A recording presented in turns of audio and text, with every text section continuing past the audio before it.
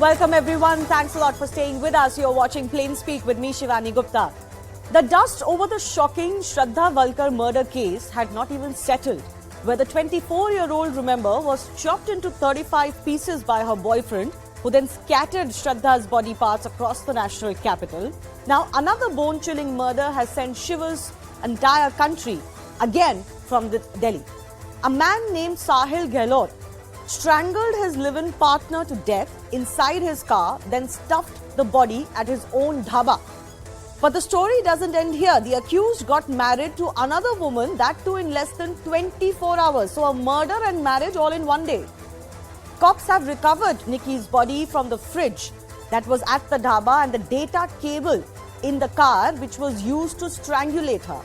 This investigation hopefully will be less complicated than the Shraddha one, given that the body, the murder weapon and the accused are all found. In fact, Sahil has been remanded to 5 days custody. The question though is, why are women in marriages or live-in relationships falling prey to such gruesome murders? Why is it that more and more such cases are coming to light, especially amongst the upwardly mobile, young working professionals in big cities? Is it that murder and especially brutal murders, even chopping of dead bodies, has been normalized so much, for example, by multiple OTT series in recent times? For example, there is a show called You, where a dashing, well-read man falls in love with women, murders countless people, anyone who comes in his way, even his eventual partners, disposes of bodies with ease, gruesome depictions of body sawing in the show. He goes on to move from one city to another, even hops countries and never gets caught. Is it that such shows are not only normalizing murdering and chopping women, but also spreading a feeling that you can get away with it and lead perfectly normal, even exciting lives? We'll take those questions to our guests in just a bit. But this is what we know as far as how Sahil committed this murder and why. So on February 9, 11 p.m., Sahil and Nikki, who are live-in partners, drive to Kashmiri Gate in the national capital. It's a very busy area, most viewers would know. Nikki confronts Sahil about his wedding plans, which she was unaware of so far, that he was getting married to somebody else. The couple then have a heated argument inside the car. Sahil allegedly strangulated her with a data cable at hand, and around midnight on the intervening night of 9th and 10th, he panics. He drives with Nikki's body in the front seat, for example, for 40 kilometers. She's dead at this stage. He arrives at his family's dhaba in Najafgarh, stuffs Nikki's body inside a fridge inside the dhaba. Apparently, this dhaba was shut because his wedding was coming up and there was nobody around. In the morning, very casually, as if nothing has happened, he comes back home to prepare for his wedding function. Take a look at some CCTV footage that has come to light which show Nikki's final moments alive. She is caught in this footage on February 9 at her home. Later that night, she did meet her live-in partner at Kashmiri Gate, as I said, and was killed. This could well be her final moments. She was strangulated inside this car by using a data cable, as I mentioned. It does send shivers down your spine that this can happen in one of the busiest sections of Delhi without anyone noticing. But such is life in a big city today. Who would have been noticing what is happening inside this car is a big question, because till this stage, I don't think anybody noticed and there was no update to the police or otherwise. And this is the footage of the dhaba and the fridge inside that dhaba where the body was stuffed.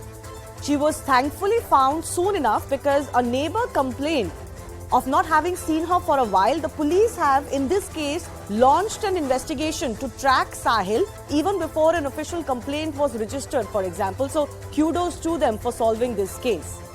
The biggest issue is such murders are almost seeming routine now, even in big cities. Take a look at such crimes against partners that have come to light recently and the brutality of the crimes here. Also this month from Palghar, for example, 27-year-old Hardik kills his live-in partner Megha, stuffs the body inside a mattress. How do you live like that? In October 2022, in Gurugram, for example, a woman was raped, killed and stuffed inside a suitcase. The husband was held 2 days after the suitcase was found. Last year in December from Jharkhand, a man killed his wife, chopped her into 18 pieces and then threw body parts in different places. May 2022, of course, this is a case that became big headlines because it was two young professionals again from the national capital. 28-year-old Aftab strangles Shraddha, chops off the body into 35 pieces, stores some in fridge. In fact, several key body parts have still not been found. So the big question we asked today, as Nikki's murder shocks the entire country one more time, like I said, why are more and more women falling prey to such murders? And what is really driving these men to commit such brutal murders and live even around body parts like nothing has happened? That's coming up in just a bit.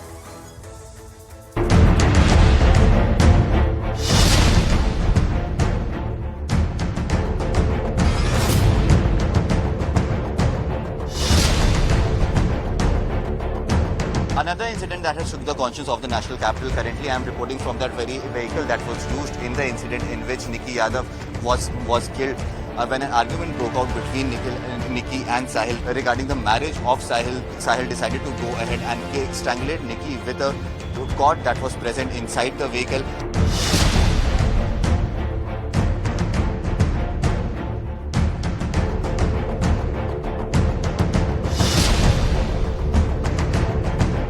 Right now, I'm standing at Mitron village at the very dhaba in which it has been alleged the body of Nikki Yadav was found out here. So yes, Sahil drove all the way from Kashmiri Gate to this dhaba out here in Mitro village in Nazafgarh. That is approximately a distance of 40 kilometers.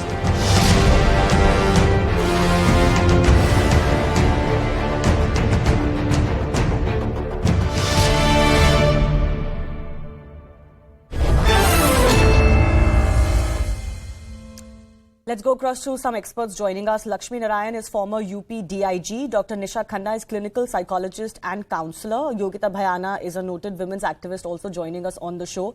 Yogita, I want to begin with you. I feel, and I could be wrong here, that there is a normalization of murder that has taken place, especially because of the content that young professionals, even middle class rich families are consuming today. And there is almost a sense that you can get away with this kind of murders in your relationships, because a lot of the shows these days on online platforms actually depict exactly that. That is one thing, but of course it has to be a larger cause why these things are happening. What do you think is happening? Why are more and more such brutal murders coming to life, even from people who have a lot to lose in life? I mean, these aren't really crimes of passion per se. They're not happening in remote areas. They're not happening amongst the poor, which used to be at one time said that, this happens in low income families. Your take? Absolutely, I agree with you. And earlier we used to hear these things from, we used to give that benefit of doubt that they were not educated, and the education has a lot of role to play in it. Now we see even this couple, Shraddha couple, and this live-in relationship couple, which we are discussing today. I mean, they are from educated background and they are committing crimes. What is wrong with the society? What is wrong with our youngsters? The kind of temperament they have these days. I mean, straight away killing someone. It's not about fighting on some issues and disagreeing on some issues. It's straight away killing and cold-blooded murders. They are not murders of normal, kind of nature where he killed and he regretted and it was out and open. Yeah, they are killing and then destroying the body, and this guy had audacity to go ahead and get married. Yeah, and then disposing the body after a week. I mean, these details are really disturbing. And I can't say that there is one reason behind it. I think we need to really introspect as a society. Yes. We can claim to have been educated. What kind of a content are we giving to our youngsters? Are we really talking about their mental health? I think really a big focus in our education system has to be given to the mental health also. I mean, you cannot kill someone on some disagreement. This is what is happening, and we have seen it of late. Yeah, I mean, you have mentioned some points, valid points. Okay, all these people, all these reasons of Netflix kind of ideas and seeing it like the Shraddha kind of a thing, getting ideas from there. I mean, these things definitely add fuel to the fire, but I am not saying that's the only reason. It couldn't possibly be the only reason, and I hope it is not the only reason, because then, I mean, it actually maybe shows us in worse light. Deeper. Yeah, but you raised a very important point about temperament. I want to take that to Dr. Nisha on the panel. Do you believe that there is a tendency amongst the young, the millennials, if I can use that term, where they they are unable to handle disputes properly, unable to handle setbacks or even disagreements, where they just kill someone, especially in a relationship? What kind of a relationship is this? So when we are talking about temperament, my thesis is over that particular topic only. So I Okay. would say temperament is one aspect of the personality. Definitely, it impacts our born and brought up. It impacts our education, our environment also plays a role. So personalities, temperament is a basic base of the any human personality. When any couple get into a relationship, especially the young generation, they are getting into a relationship. Basically, the base is physical relationship. You have to understand that when you are starting something on the basis of the needs only, and you go to the in psychologically, you talk about the Maslow's theory of hierarchy. They talk about the physical needs or the sex is on the lowest level, which is the basic need of every human as well as an animal. So when you are just thinking about the need aspect and starting any relationship on the basis of need, then definitely you can't think of a long term this relationship has any future. Second thing is, as we are talking about temperament, so I am saying it, environment also plays a role. How you're born and brought up is that also plays a role. Your education also plays a role.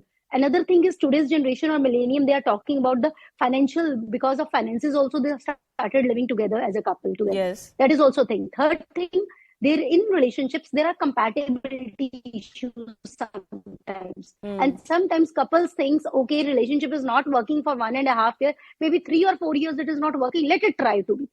Drag it to be. Not thinking relationship is not working, there are incompatibility. Either we go to a professional and sort out our issues which are of incompatibility issues, which can be solved out with the help of a professional help. No, can I just come in here? Can I just come in here? It doesn't seem like there were relationship issues per se as far as this couple is concerned. We don't know. Maybe that was also a case. But for example, in this case, we found out, Dr. Nisha, that the man was getting married to somebody else. His live-in partner did not even know, confronted him and was killed off, disposed of very conveniently. So you're probably right that the reason why two people are coming together, those reasons are changing. They are not actually friends or soulmates or actually love each other. They are disposable to each other. Certainly to this man, Nikki was disposable. But I also, before I go across to the cop on the panel, I want to understand from you, is content also normalizing this kind of a action? Because some of the content, some of the very popular shows, all of them have increasingly got a gory aspect, which has been normalized to the extent, like creatively it is shown like these are ordinary people who are capable of murders. But what I'm guessing the impact that it has is that you could get away with it. Do you agree that content is also a factor here? Definitely, I would say that when you are talking about content part, it is what we are getting. That is the role of environment. As I said it, environment, when you are interact with the content, what you are getting it, that definitely impact. I mean, the research also shows that when you keep seeing such sort of content, which is all talking about murders, mysteries or violence, definitely impact you. There is no doubt about that. And definitely, again, what sort of content you are keep liking in, that is also plays an important role. If you are keep watching, and then I'm saying it, if some person is going to commit there and thinking that it is normal, and I'm sorry, lots of lawyers are there and they are easily making them people out on the bail. So they know that it is easy. We can spend money also and we can be out and we can be saved. Our life will not be into trouble. And I think so our judiciary also plays an important role, because for any particular case, such like Shraddha, what happened in future and further in that case, nobody knows. Maybe the media highlighted that case. But I think so this also talks about the mental health issues we all are facing. Okay. We are not acknowledging that we have issues. We are putting things under the carpet. We are not convenient or comfortable in front of each other where we can speak it about certain things openly. Okay. So somebody has to take an initiative for that. Absolutely. I think mental health issues could possibly be playing a role, the kind of world we just live in. And if you are of a younger age, you've possibly not dealt with these things or issues in life where you have the temperament to understand what can be done, cannot be done. I want to bring in Lakshmi Narayan also. Sir, according to you, certainly these crimes are not new, but according to you, do you believe there is an increasing trend, at least in the middle class, educated section of society, where even young men who have a lot to lose in their lives are committing such brutal murders, and the extent to which they are going to hide their crime is extraordinary. Yes, definitely. Such types of crimes are increasing in society. They are basically social crimes, but they are crimes. And there are several factors responsibility. First of all, I must say that the dilution of the family tradition is very important in all these crimes. When the judicial pronouncement approved the living relationship, the social taboo that has gone now. So now the people who opt for living relationship generally sever the relations with their family also. So they live independently. Now the freedom has become such a thing that freedom without any constraint has become the part of life of the youngsters. So the environment, the effect of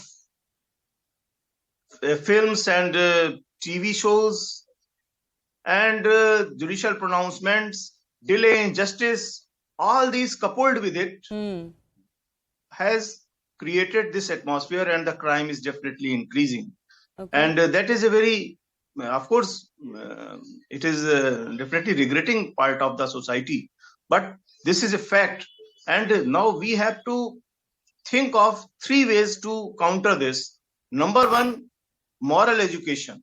Number 2, early judicial pronouncements. And number 3 is strengthening the family relationship.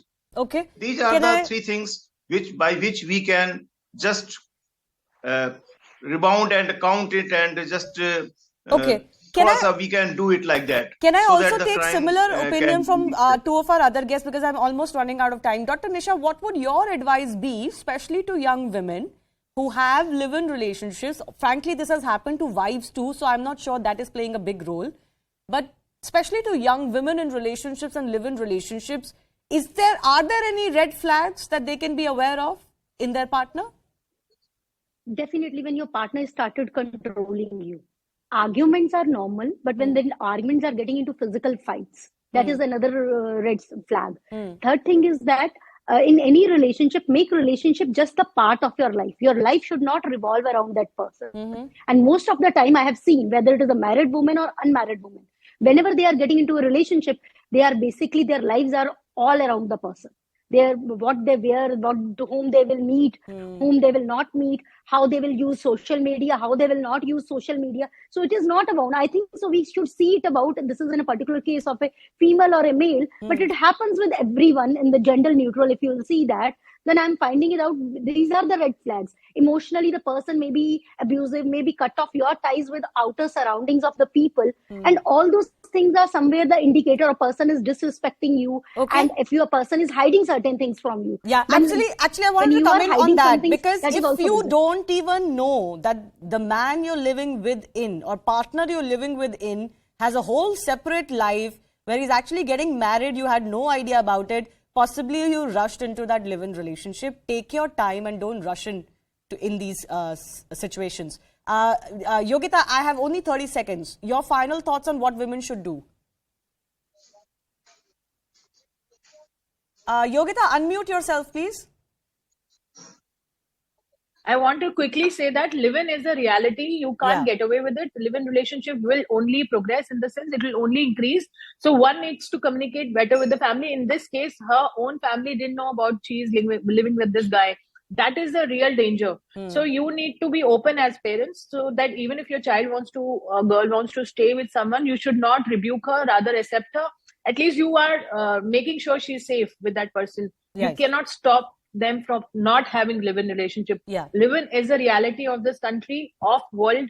So you accept it and take precautions accordingly. You cannot stop live-in relationships. So don't go that way. Rather prepare for it. Yeah, absolutely. I agree with you. I do thank all of our guests for joining us. We'll see how this case is followed up by the police.